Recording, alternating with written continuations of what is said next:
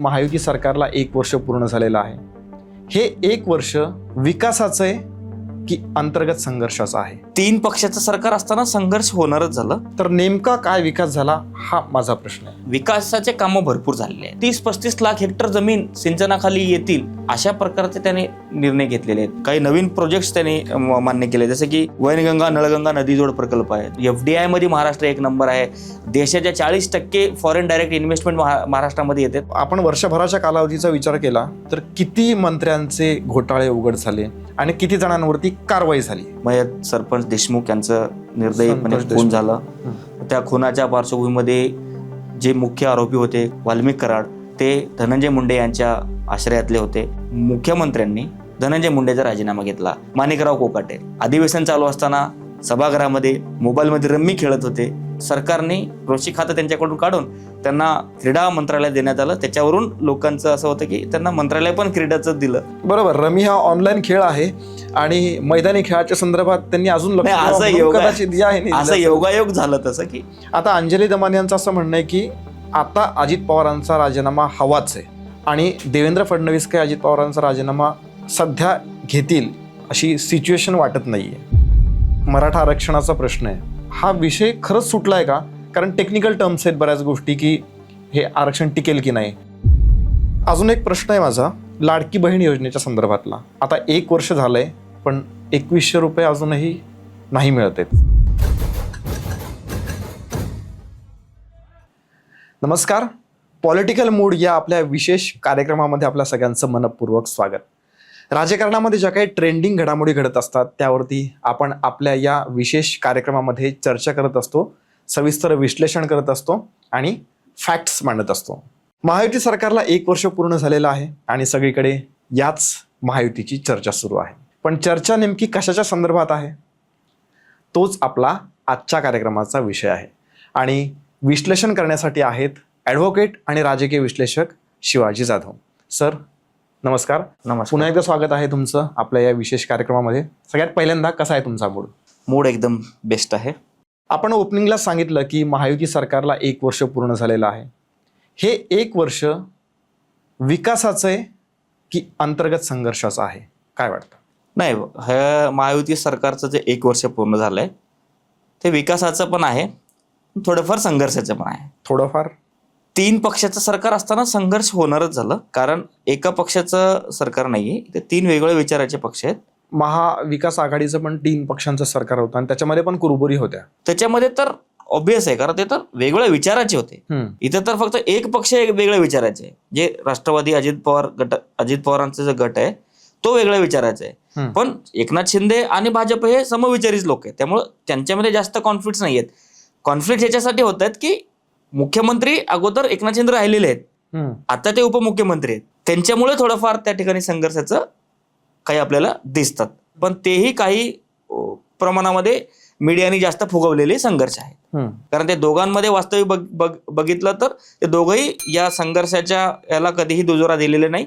या संघर्षाला ते नेहमी संघर्षाच्या बातम्याला नेहमी खोडतच आलेले आहेत. पण तुम्ही विकास बोललात, संघर्ष सुद्धा आहे आणि विकास सुद्धा आहे, तर नेमका काय विकास झाला हा माझा प्रश्न आहे. नाही बघा, संघर्ष पण होता, ते तर डिनाय कोणी करत नाही, पण त्याच्या तुलनेमध्ये विकासाचे कामं भरपूर झालेले आहेत. जर आपण आज बघायला जर गेलो, शेतकरी असेल, सर्वसामान्य जनता असेल, उद्योग असेल, रोजगार असेल, याच्यामध्ये अतिशय भरीव कार्यक्रम मुख्यमंत्री देवेंद्र फडणवीस यांनी दिले होते आणि त्यापैकी बहुतांश हे त्या ठिकाणी पूर्ण पण झालेले.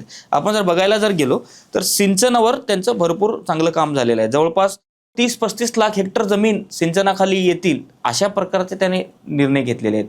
काही प्रकल्पांना सुधारित मान्यता दिलेले आहेत. काही नवीन प्रोजेक्ट्स त्यांनी मान्य केले, जसे की वैनगंगा नळगंगा नदीजोड प्रकल्प आहे. जवळपास 88,000 कोटीचा तो प्रकल्प आहे. 10 लाख हेक्टर जमीन त्या प्रकल्पामुळे सिंचनाखाली येणार आहे. दमनगंगा एकदरे गोदावरी नदीजोड या प्रकल्पाला त्या ठिकाणी मान्यता मिळाली. त्या प्रकल्पामुळे 1 लाख हेक्टर जमीन पाण्याखाली जाणार आहे. तर असे अनेक सिंचनाचे प्रकल्प झाले. शेतकऱ्यांचे विषय जर आपण बघायला गेलो, शेतकऱ्यांच्या दृष्टीने त्यांनी चांगलं काम केले.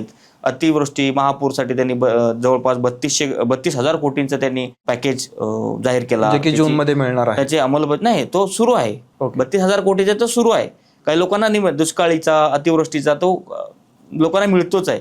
त्यासोबत त्यांनी जूनमध्ये मिळणार याच्यासाठी समिती नेमली आहे. त्यासाठी त्यांनी पीक कर्ज वसुलीवर त्यांनी स्थगिती सुद्धा आणलेली आहे.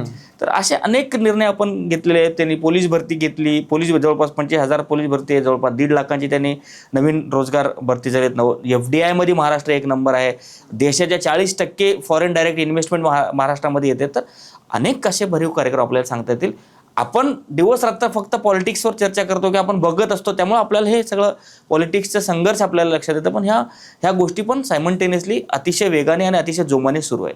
पण तुम्ही असं सिंचनाचं आणि त्या सगळ्या शेतकऱ्यांच्या संदर्भातल्या काही गोष्टी सांगितल्या, पण खुद्द शेतकरी किंवा शेतकरी नेते जे आहेत ते तेवढे समाधानी वाटत नाहीत. आता राजू शेट्टी यांची एक प्रतिक्रिया आली की काहीतरी एखादी घटना घडली, आता अतिवृष्टी झाली, सरकारने पॅकेज जाहीर केलं, झालं संपलं, आता ते मिळणार कधी जूनमध्ये. पण ही एक निरंतर चालणारी प्रक्रिया आहे, नुकसान होत असतं, शेतकऱ्यांना त्या वेळेला मदत दिली पाहिजे असं त्यांचं एक म्हणणं आहे, किंवा त्यांची ती अपेक्षा आहे सरकारकडून. सरकारने जी मदत जाहीर केली होती 32,000 कोटीची ती सुरूच आहे, ती मिळतेच आहे. ज्यावेळेसपासून जाहीर केलं त्यावेळेसपासून मिळतेच आहे. अजूनही काही लोकांच्या खात्यामध्ये पैसे पडत आहेत. फक्त जे दूरची गोष्ट आहे ती एक जी कर्जमाफी जी होणार होती ना ती 2026 मध्ये होणार आहे. त्याच्यामध्ये विलंब होते. जे अतिवृष्टी दुष्काळ वगैरेचे निवारणच्या ज्या गोष्टी आहेत ना त्या गोष्टी मिळतात शेतकऱ्यांना. त्याच्यासोबत सरकारने कर्ज वसुलीसाठी स्थगिती दिली आहे. बँकांना निर्देश दिलेत की तुम्ही तगादा लावू नका शेतकऱ्यांसाठी. म्हणून मी तो त्या ठिकाणी मुद्दा उचलला. आणि शेतकरी नेत्यांचं प्रयत्नच असतात की अजून चांगलं झालं पाहिजे, अजून चांगलं झालं पाहिजे, अजून चांगलं झालं पाहिजे. त्यासाठी ते शेतकऱ्यांच्या दृष्टीने प्रयत्न करत असतात. विकास कामांचा पाढा तर तुम्ही वाचला, पण जो वाद आहे आता, अंतर्गत वाद बघा किती चव्हाट्यावर आलेले आहेत, भ्रष्टाचार किती टोकाला पोहोचलाय बघा. आत्तापर्यंत या आपण वर्षभराच्या कालावधीचा विचार केला तर किती मंत्र्यांचे घोटाळे उघड झाले आणि किती जणांवरती कारवाई झाली. बघा, ठळक तर मी तुम्हाला सांगतो. सर्वप्रथम पहिला घोटाळा म्हणू किंवा आपण त्याला कॉन्ट्रोवर्सी म्हणू, जी धनंजय मुंडे यांच्या आसपास आली. आपले मयत सरपंच देशमुख यांचं निर्दयीपणे खून झालं. त्या खुनाच्या पार्श्वभूमीमध्ये जे मुख्य आरोपी होते, कॉन्ट्रोवर्सी जे केले, वाल्मिक कराड, ते धनंजय मुंडे यांच्या आश्रयातले होते. त्याच्या सगळ्या सहसंबंध बघून, त्याच्या सगळ्या गोष्टी बघून सरकारने, मुख्यमंत्र्यांनी धनंजय मुंडेचा राजीनामा घेतला. ही एक कॉन्ट्रोवर्सी आहे. वाल्मिक कराड आता जेलमध्ये, त्याचा तपास सुरू आहे. काही आरोपींना अटक सुद्धा झालेली आहे. त्यांच्यावर विशेषतः मकोका लावलेला आहे. तर पोलीस तपास त्या पद्धतीनं सुरू आहे. दुसरा आपण जर बघितलं तर माणिकराव कोकाटे, त्यांनी अधिवेशन चालू असताना सभागृहामध्ये मोबाईलमध्ये रम्मी खेळत होते. याच्यावरून विरोधकांनी, विशेषतः रोहित पवार यांनी वादंग उठवलं. त्यांनी राजीनाम्याची मागणी केली.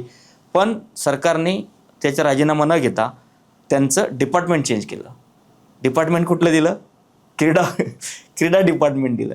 त्यांच्याकडे शेती, बरोबर, रमी हा ऑनलाईन खेळ आहे आणि मैदानी खेळाच्या संदर्भात त्यांनी अजून असं योगायोग झालं तसं की कृषी मंत्री, कृषी खातं त्यांच्याकडून काढून त्यांना क्रीडा मंत्रालय देण्यात आलं. त्याच्यावरून लोकांचं असं होतं की त्यांना मंत्रालय पण क्रीडाचं दिलं, असं एक झालं. आणि दुसरा आपण जर ठळक बोलायचं झालं तर संजय शिरसाट, जे सामाजिक न्याय मंत्री आहेत, त्यांच्यावरती काही आरोप झालेत जमिनीविषयी. त्याच्यावरती पण मुख्यमंत्री देवेंद्र फडणवीस यांनी चौकशीचे आदेश दिलेत. त्याच्यावरची चौकशी सुरू आहे. हे आपण ठळक सांगायचं झालं तर असं. अजून काही राहिलं असेल तर तुम्ही मला सांगा.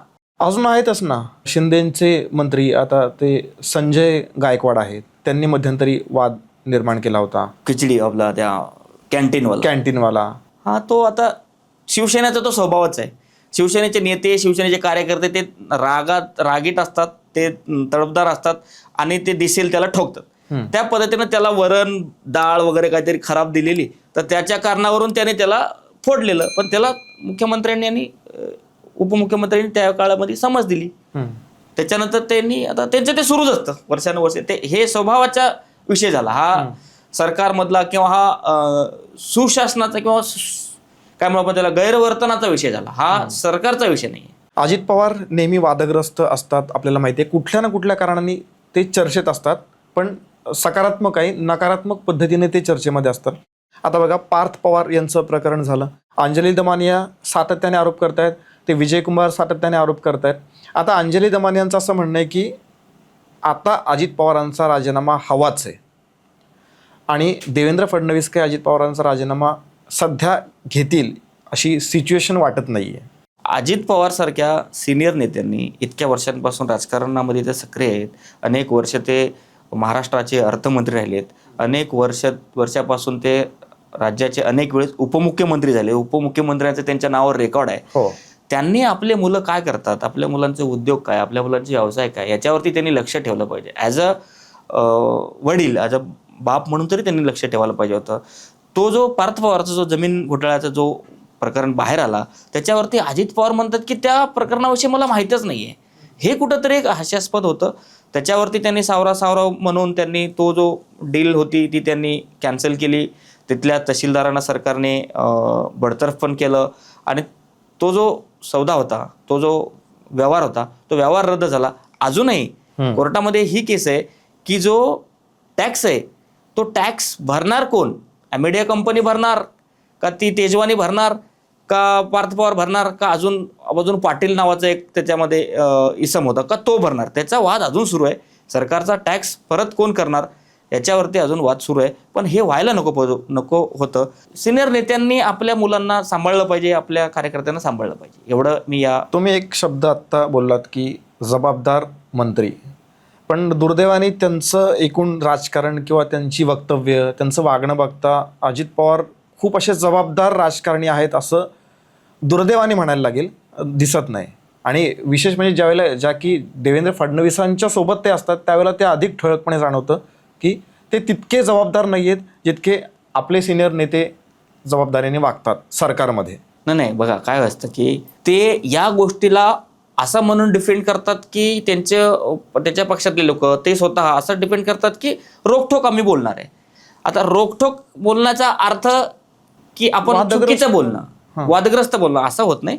आणि अजितदादाचा स्वभावच आहे, ते नेहमी रोखठोक बोलत असतात, पुढच्याला पटो अथवा न पटो. आता पुढच्यानं त्याचा अर्थ कुठला काढला पाहिजे तो पुढच्याचा विषय झाला. अजित पवार एकदा बोलले म्हणजे बोलले असा विषय आहे.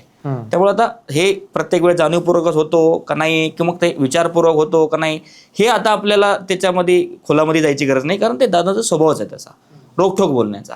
आता नगरपंचायत आणि नगरपालिकेच्या निवडणुका होत्या त्यावेळेस दादा बोलताना सांगितलं की तुम्ही आम्हाला मतदान करा नाही तर आम्ही तुमची फुली मारू म्हणजे काय, मी अर्थमंत्री आहे, तुमच्या नगरपंचायतीच्या तुमच्या नगरपालिकेचा आम्ही निधी रोखू. म्हणजे असं त्यांनी नाही बोललं पाहिजे. ते कुठंतरी एक प्रकारचा इन्फ्लुएन्स होईल अशा पद्धतीने. बाकी दादा रोखठोक आहेत हे अख्ख्या महाराष्ट्राला माहिती आहे. या एकूण 1 वर्षाच्या निमित्ताने काही प्रश्न मी काढलेले आहेत. त्यामध्ये एक मराठा आरक्षणाचा प्रश्न आहे. खूप वर्षापासूनचा पेंडिंग विषय होता आणि देवेंद्र फडणवीसांनी तो सोडवला आणि त्याच्या संदर्भात चर्चा सुद्धा होते की हा पेंडिंग विषय होता आणि हा सुटला. माझा प्रश्न हा आहे की हा विषय खरंच सुटला आहे का? कारण टेक्निकल टर्म्स आहेत बऱ्याच गोष्टी की हे आरक्षण टिकेल की नाही. तर तुम्ही स्वतः पण ॲडव्होकेट आहात, तर त्याच्यातल्या मराठा आरक्षण हा विषय अनेक वर्षांपासून सुरू आहे.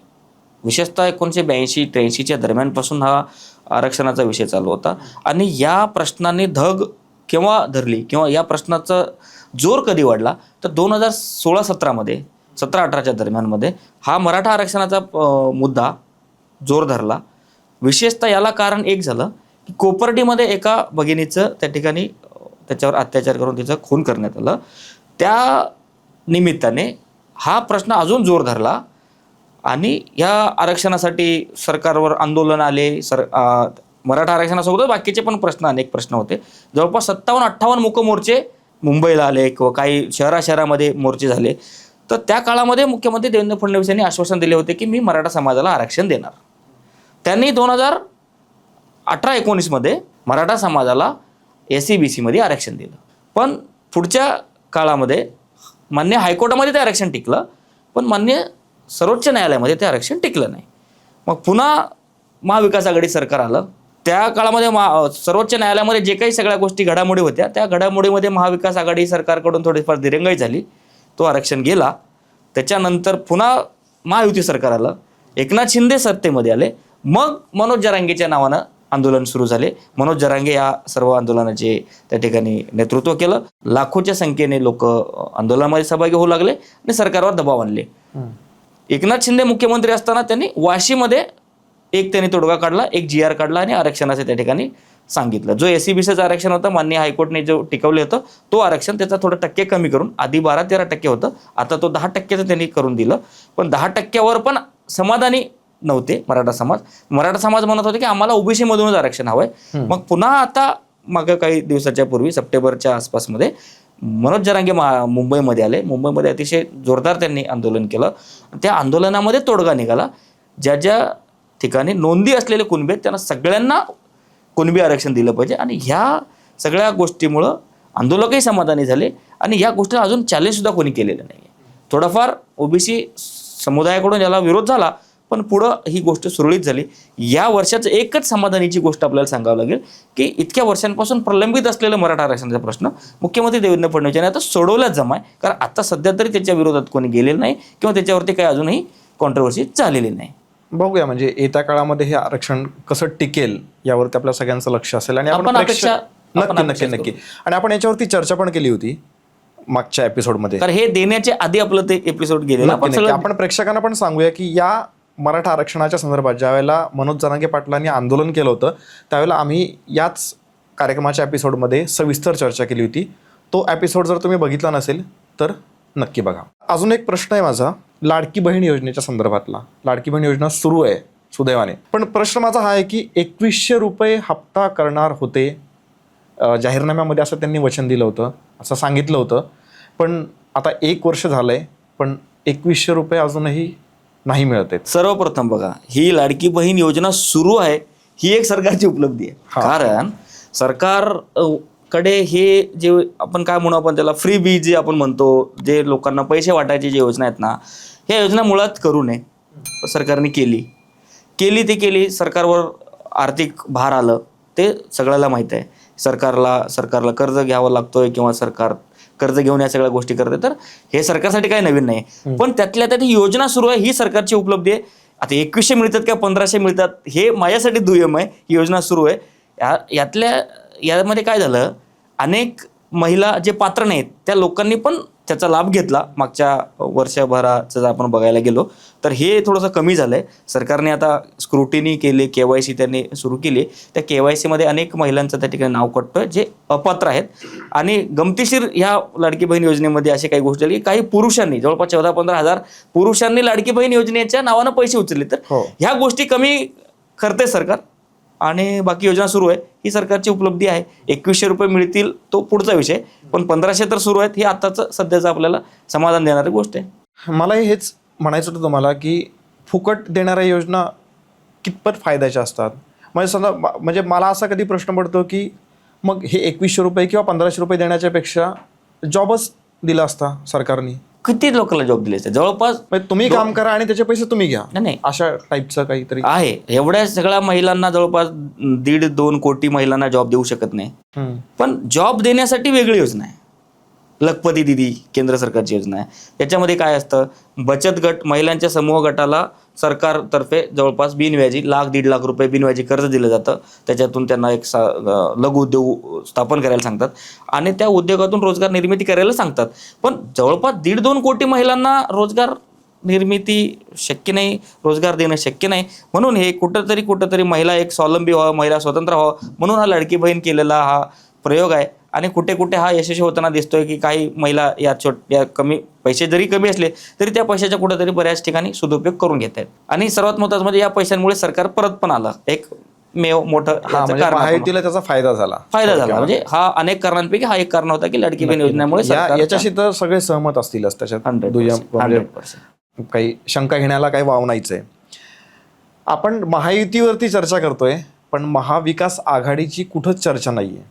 अस्तित्वात आहे की नाही इथून आपण मागच्या पण काही एपिसोडमध्ये चर्चा केली होती. आता आपण परत तेच 1 वर्षाच्या निमित्ताने आपण महायुतीने काय काय कामं केली किंवा त्यांच्यात काय अंतर्गत संघर्ष आहे, संघर्षाच्या निमित्ताने का होईना पण महायुती चर्चेत तरी आहे. पण महाविकास आघाडीचं असं काहीच नाहीये. लोकसभा निवडणुकीच्या दरम्यान आणि लोकसभा निवडणुकीच्या नंतर विधानसभेच्या निवडणुकीपर्यंत महाविकास आघाडी म्हणजे महाराष्ट्रामध्ये परिवर्तन घडवणार इतकं मोठं एकदम जवळपास सगळ्याच पक्षातल्या नेत्यांना महाविकास आघाडीमधले काँग्रेस झालं, राष्ट्रवादी काँग्रेस झालं, शिवसेना ठाकरे गट झालं, यांच्या सगळ्या लोकांनी आपापली खाती वाटून घेतली होती. म्हणजे इतकं पॉझिटिव्ह वातावरण होतं. ह्या पॉझिटिव्ह वातावरणाला डंक लागलं, या पॉझिटिव्ह वातावरणाला त्या ठिकाणी रोख लागली म्हणजे विधानसभेच्या निकालानंतर. ज्या पद्धतीनं आपण या ठिकाणी सत्ताधारींमधल्या संघर्षाची वार्ता करतोय तसंच आपण विरोधी पक्षातल्या संघर्षाचे पण आपण बोलूया. विरोधी पक्षांमध्ये आता इतकी एकता राहिली नाहीये. त्यांना वाटत नाही की आपण एक राऊंड सुद्धा आपण भाजपला हरवू. बघा ना, आता हल्लीच झालेल्या जवळपास 200-250 नगरपालिका नगरपंचायतच्या ज्या निवडणुका झाल्यात त्याच्यामध्ये बघा ना, कुठंच आपल्याला दिसलं नाही, कुठंच आपल्याला एकमताने किंवा तेवढ्या ताकदीने लढताना ते दिसले नाहीत. तसंच महाविकास आघाडीचे पण तसंच आहे. महाविकास आघाडी आहे का नाही हाच प्रश्न आहे. ह्याच्यामध्ये एक महाविकास आघाडीसाठी विशेषतः ठाकरे बंधूंसाठी जमिनीची बाजू ह्या वर्षामध्ये ही झाली की राज ठाकरे आणि उद्धव ठाकरे एकत्र आले. जवळपास 20-21 वर्षापासून ते राजकीय त्यांच्या दोघांमध्ये दुरावा होता, ते एकत्र आले. त्यांच्या कार्यकर्त्यांसाठी एक जमेची बाजू आहे की ठाकरे बंधू एकत्र आले आणि येणाऱ्या महानगरपालिकेच्या निवडणुकीमध्ये विशेषतः मुंबई आणि उपनगरामध्ये काही त्याचा चमत्कार होईल का ही त्यांना एक आशा आहे. बाकी राष्ट्रवादी काँग्रेस अलिप्त आहे, काँग्रेस दिसत नाही. बरोबर. ठाकरे बंधूचं अस्तित्व आहे ते पण मुंबईपुरतंच आहे. हे एक सध्या महाविकास आघाडीची आपण अवस्था बघूया. पण महाविकास आघाडीच्या निमित्ताने एक नाव आपण खरं तर प्रकर्षाने सध्या त्यांची उणीव जाणवते आपल्याला, संजय राऊत यांची. सध्या ते आजारी आहेत, त्यामुळं रोज दिसणारा चेहरा आता रोज दिसत नाहीये. कधीतरी त्यांना बरं वाटलं तर ते येतात, एखाद्या दिवशी प्रेस कॉन्फरन्स घेतात, पण त्यांची उणीव जाणवते. महाविकास आघाडीचा किल्ला लढवणारा एक महत्वाचा व्यक्ती. खरं आहे, भाजपचे लोक जरी संजय राऊतांवर टीका करत असले की काय संजय राऊत बेसलेस बोलतात, काही आरोप करतात, कोणालाही बोलतात, कधी मोदींना अंगावर घेतात, कधी शहांविषयी बोलतात, कधी फडणवीसांना बोलतात, कधी शिंदेना बोलतात, पण ते एक खुबीनं काम करत असायचे. ते सकाळी यायचे, आज दिवसभराचा नरेटिव्ह सेट करून द्यायचे. बरोबर. आणि महाराष्ट्रातला मुंबईतला मीडिया हा संजय राऊतांना दाखवलं नाही असं होतच नव्हतं. त्यामुळं मीडियाचा TRP थोडं संजय राऊत आजारी झाल्यामुळे कमी झाला हे आपण 100% सांगू शकतो. त्याचसोबत महाविकास आघाडीची पण ते किल्ला लढत होते. दुर्दैवाने त्यांना आजार आलाय. आता ते हळूहळू आजाराच्या बाहेर येतात. त्यांनी काल परवा एक आजारातून बाहेर येऊन त्यांनी पत्रकार परिषद घेतली आणि विशेषतः सांगू की काल परवाचे दृश्य मला खूप सुखावणार आहे. त्याच्यावर अनेक लोक टीका करत असतील, पण मुख्यमंत्री देवेंद्र फडणवीस संजय राऊत यांना एका लग्न समारंभामध्ये भेटले आणि त्यांनी त्या ठिकाणी विचारपूस केली. त्याच्यावरती संजय राऊतांनी पत्रकार परिषदेमध्ये सुद्धा सांगितलं की मुख्यमंत्र्यांनी माझी काळजी घेतली, मुख्यमंत्र्यांनी मला विचारलं काय लागेल काय ते पण सांगितलं. हे मी ह्याच्यासाठी सांगतो आपल्या प्रेक्षकांना आणि सर्व पक्षीय कार्यकर्त्यांना याच्यासाठी सांगतो की बघा, नेते एकमेकावर धोरणात्मक टीका करतात, पण आपण एकमेकांच्या नेत्यांवर, एकमेकांच्या पक्षावर टीका करताना कुठंतरी एक मर्यादा पाळली पाहिजे. हे या नेत्यांकडून आपण शिकलं पाहिजे. नक्की. चला, 1 वर्ष झालेलं आहे महायुती सरकारला. भले ठीक आहे, विकास केलेला असला तरी संघर्षसुद्धा तेवढा दिसून येतोय. आणि महाविकास आघाडी जी सध्या अडगळीतच पडली थोडक्यामध्ये असं आपण म्हणूया, तिला काहीतरी सूर येईल. मुख्यमंत्री देवेंद्र फडणवीस स्वतः आज पत्रकार परिषदेत सांगताना माध्यमांना बोलताना सांगितलं की मला भरपूर कामं करायची आहेत. 1 वर्षाचा काळ हा ठीक आहे, पण खूप मोठा नाहीये, मला झोप लागत नाही असं स्वतः सांगितलंय. त्यामुळे आपणही खूप समाधानी होऊ नये सरकारच्या कामगिरीवर. एकंदरीत असं म्हणणं आहे की ज्यावेळेस मुख्यमंत्री स्वतः सुद्धा समाधानी नाहीयेत की समाधानी नाहीये, त्याचा अर्थ ते असं म्हणतात की अजून भरपूर काम करायचे आणि कामांच्या बाबतीत समाधानी असण्याचं कारण नाही. अजून आपली ती ही असली पाहिजे की अपेक्षा त्यांचा प्रयत्न असतो त्यांचा प्रयत्न असतो की महाराष्ट्राचा विकास हे सस्टेनेबल झाला पाहिजे. बरोबर. म्हणजे काय म्हणू आपण त्याला की शाश्वत विकास झाला पाहिजे. उद्या एखादा माणूस आला बदलला तर ती जे बनलेली सिस्टीम खराब होऊ नये. त्यामुळं ते आता सध्या ह्या वर्षभर त्यांनी सरकारी यंत्रणेला एक इन्स्टिट्यूशनलाइज केलंय. म्हणजे एखादा अधिकारी बदलला तर पण ती सिस्टीम तिथं राहिली पाहिजे, ते नियम तिथं राहिले पाहिजे. अधिकारी बदलला, दुसरा अधिकारी आला, दिलेल्या नियमावर ते काम पुढं झालं पाहिजे. हा त्याने वर्षभरामध्ये काम केलंय. सरकारी यंत्रणेला दिशा देण्याचा, एक मजबूत करण्याचा, इन्स्टिट्यूशनलाइज करण्याचा त्यांनी त्या ठिकाणी प्रयत्न केला, हे आपल्याला ठामपणे सांगावं लागेल. नक्कीच बघूया. आता 1 वर्ष तर झालेलं आहे, अजून 4 वर्ष बाकी आहेत. या 4 वर्षामध्ये विकास कामांच्या बातम्या आपल्याला सांगायची वेळ येते की या सरकारमधला भ्रष्टाचार किंवा अंतर्गत कुरुबोरी, नेमकं 2029 पर्यंत काय काय होतं आपण आहोतच. आम्ही आतापर्यंत चर्चा बऱ्याच वेळेस राजकीय गोष्टींवरच केला, आपण विकासावर जास्त करत नाही. त्यामुळे लोकांना राजकीय गोष्टींनाच बघायला सगळ्याला आवडतं आणि तेच लोकांना जास्त दिसतात. ह्या विकासाच्या गोष्टी सायमल्टेनियसली चालू असतात. नाही, आपण प्रेक्षकांना हेच सांगतो की फॅक्ट्स आहेत ते आपण मांडण्याचा प्रयत्न करतोय की हे असं आहे. आपण कोणाची बाजूही घेत नाही आणि कोणाला विरोधही करत नाहीये. बस जे आहे ते समोर आहे. बाकी प्रेक्षक त्यांचा विचार करतील आणि त्यांची मतं तयार करतील. आपण काही कुठली गोष्ट फोर्सफुली नक्की सांगत नाहीत, पण या निमित्ताने तुम्ही इथं आलात आणि सविस्तर विश्लेषण केलं त्याबद्दल धन्यवाद. आजच्या एपिसोडमध्ये आपण इथंच थांबणार आहोत, पण आमच्या या कार्यक्रमाबद्दल तुमचं काय मत आहे ते तुम्ही आम्हाला कमेंट करून सांगा. आमचे आधीचे एपिसोड जर तुमचे मिस झाले असतील तर ते प्लेलिस्टमध्ये तुम्हाला बघायला मिळतील, ते नक्की बघा आणि कमेंट नक्की करा. जय हिंद, जय महाराष्ट्र.